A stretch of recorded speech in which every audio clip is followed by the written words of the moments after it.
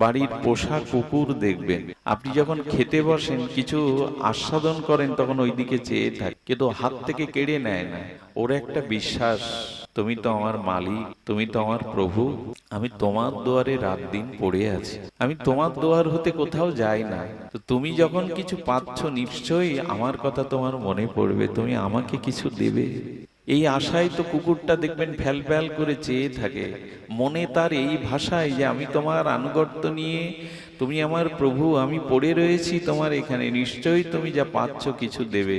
যেদিন আমি গুরুদেবের শ্রী বৈষ্ণবের কুকুরের মতো আনুগত্য নিয়ে পড়ে থাকতে পারবো, আমার তো স্বীকৃতি নাই, আমার ভজনও নাই, আমি ভজন সাধন জানি না, পাপে ভরা এ চিত্ত আমার, অনন্ত জন্মের অপরাধে ভরা, তাই আমি তোমার চরণে দাস হয়ে কুকুর হয়ে পড়ে রয়েছি। তুমি যে আস্বাদন করছো ভজন সাধনের, তার কিঞ্চিত করুণা কণা আমায় দিয়ে ধন্য করো।